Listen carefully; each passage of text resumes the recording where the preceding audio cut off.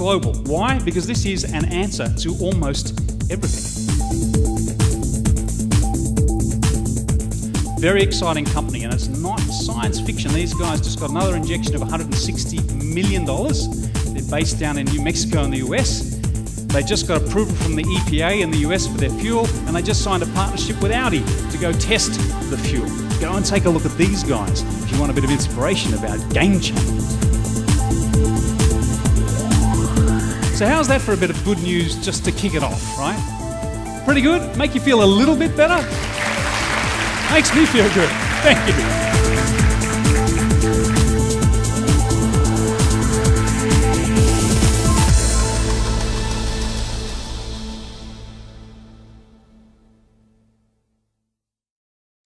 So in this picture, the car you see on the left could easily be charging from the pavement you see right next to it.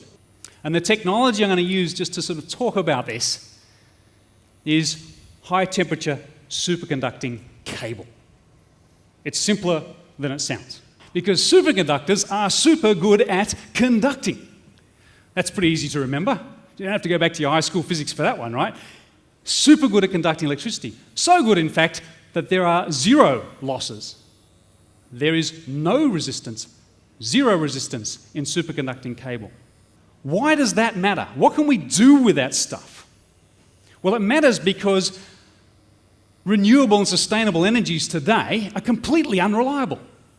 So this year, for the first time, using superconducting cable in a switching station in New Mexico, we are, for the first time, connecting the 3 major electricity grids in the United States and starting to switch electricity between them. And over the course of the day, I've got a bunch of demonstrations about this and that, what's coming a year away, 2 years away, here's where we think we can go. They said, Bruce, come in this room and sit at this console. We want to run a little experiment. And the console I sat in front of, I took a photo of it. It's the top right-hand photo on this chart. And they said, get your mouse and click on one of those blobs and start dragging it. And as I clicked on this grey blob and started to drag it, next door this was horrendous noise started up.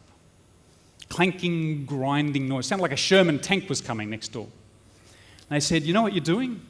Next door is a scanning tunneling microscope. It's as big as that room. They showed it to me afterwards. And every time you click on a blob, you're picking up an atom, an individual atom, and you're moving it and placing it somewhere else. So there are my 3 atoms that I got to play Lego with. Very profound. The reason they did this party trick, and they made global headlines doing the same thing in 1990, so some years later it was a party trick for visitors, right?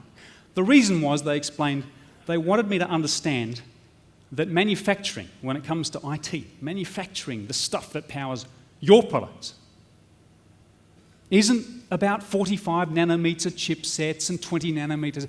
They're working with atoms now. So you will get all the processing power in a facility like that today into something the size of a packet of playing cards sometime in the next 15 to 20 years.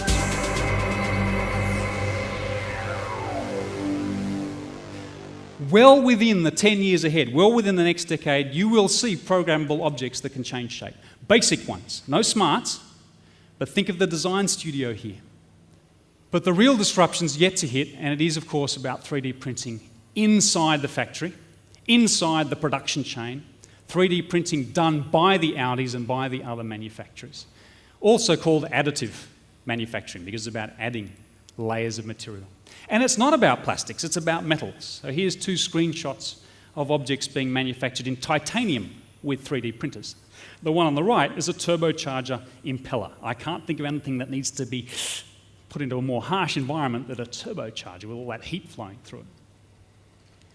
This stuff doesn't appear on the news. This is a game changer. It is a fundamental game changer, because where they want to take it is to print multiple types of living tissue, which you find in organs. Skin is a very simple organ. They can do that today for skin grafts. They can't quite do this today because a kidney, as you see with a cross-section, has multiple types of structures within it. They're not at that complexity level yet, but they're going to get there within 5 to 7 years.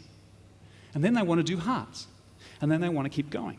In fact, ultimately, they want to do what you see in the bottom right-hand side of this slide. They want to actually print skin directly over an open wound for a burns victim. Do you feel a little bit more positive about where things are going? Thank you. Very good. And you see some new opportunities that you maybe didn't see before in terms of those industries that you deal with. Is it bigger than you thought? Yes, thank you very much. You will change the world and you will make your mark, and you guys have an important part to play. So thank you for sharing it with me for that 45 minutes. I found the whole thing quite fascinating. Well, Bruce did a fantastic job at going the whole spectrum of all the different really innovative things that are going to change the world. One thing I really liked was the innovation in the automotive space, or the way atoms can be programmed. I had no idea that you could print off solar panels. That is amazing, and I think that is something that will change our world. Finally, we are receiving some good news that can help us in our life. Thanks, Bruce.